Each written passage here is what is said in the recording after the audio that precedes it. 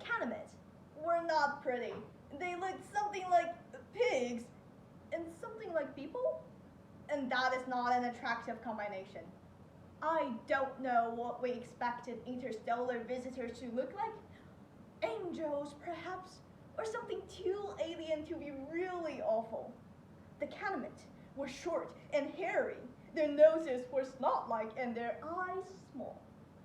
They had thick hands with 3 fingers each. They wore green shorts, but I think the shorts were a concession to the notion of public decency.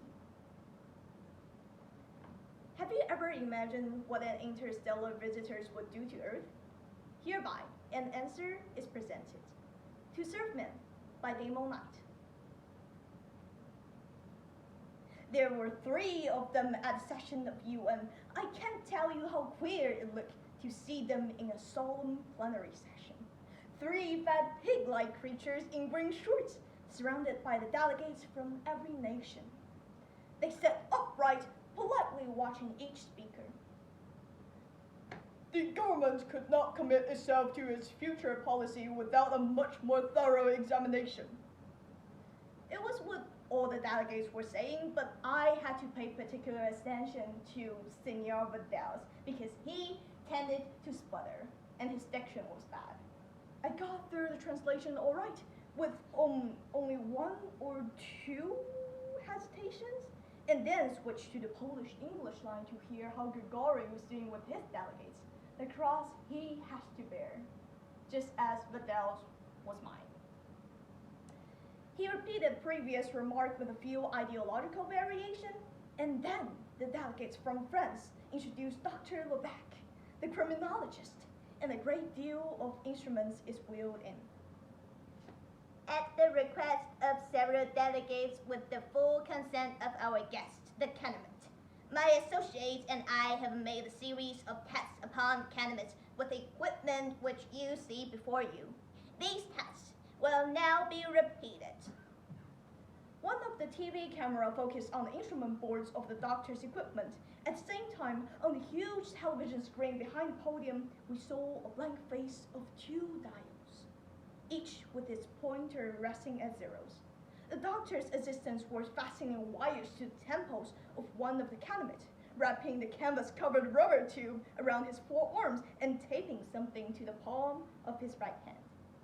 In the screen, we saw the stylus traced slow zigzag patterns along it. One of the needles began to jump rhythmically, the other flipped halfway over and stayed there, wavering slightly. These are the standard instruments for the testing of the truth of a statement.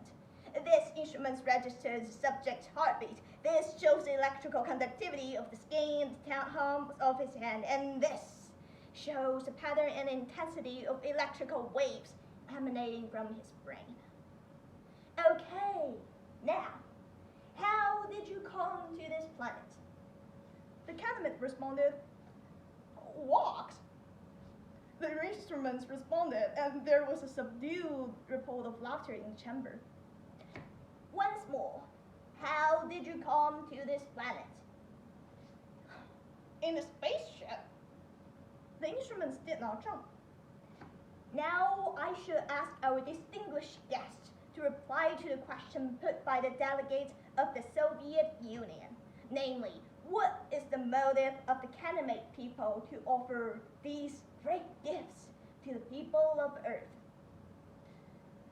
I hope that the people of Earth will understand and believe when I tell you that our mission upon your planet is simply this: to bring to you the peace and plenty which we ourselves enjoy, and which we have in the past brought to other races across the galaxy. When your world has no more hunger, no more war, and no more needless suffering, that will be our reward. And the needles had not jumped once. I met Grigori as we were leaving the chamber. His face was red with excitement. Who prompted this circus? The task looked genuine to me. I told him. A circus! In the name of sanity, man, how can anybody trust it, the thing that looks as if it ate a baby? I was a little annoyed. Are you sure you're not more worried about their politics than their appearance? He said, ugh, and went away. The next day, reports began to come in from all over the world where the Canamit's power source was being tested. Those little metal boxes would give more electrical power than an atomic pile. The next day, the Canamit turned up with plans that would increase the fertility of any arable land by 60 to 100%.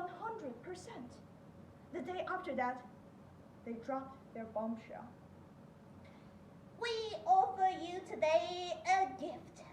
This device generates a field in which no explosive can detonate. Uncomprehending silence.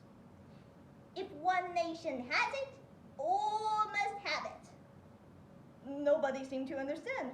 There will be no more war. That was the biggest news of the millennium. I quit my job at the UN a few months later because I foresaw it was going to die under me anyhow. Every nation on Earth was well on their way to being completely self-supporting. I accepted a position as a translator with the Canamit embassy, and it was there I ran into Grigori again. I was glad to see him, but I couldn't imagine what he was doing there. I thought you were on the opposition. Don't tell me you're convinced the Canamit are all right. The question of the Soviet delegates was never answered. I'm afraid. I snorted. No, really, they tell us what they wanted to do, to bring to you the peace and plenty which we ourselves enjoy, but they didn't say why. Why do missionaries be damned? Missionaries have a religious motive. If these creatures have a religion, they haven't once mentioned it. What's more, they sent a diplomatic group. Cultural cabbage soup. Trust me, there is no such thing as a completely disinterested altruism. In one way or another, they have something to gain. And that's why you're here, to try to figure out what it is. Correct.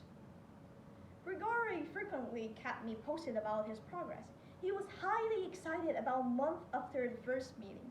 He'd got hold of a book of the Canamits and was trying to puzzle it out.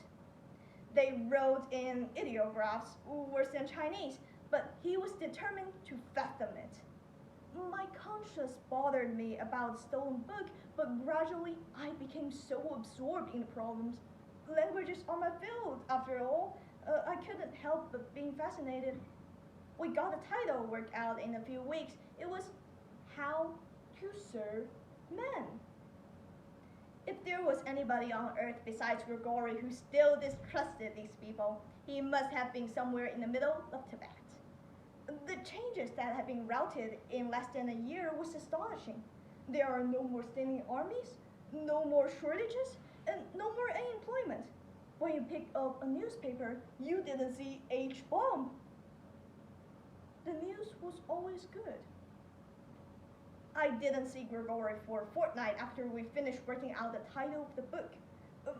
When I saw him again, I was shocked by the changes in his appearance. What on earth, what's wrong with you, Grigori? You look like the very devil.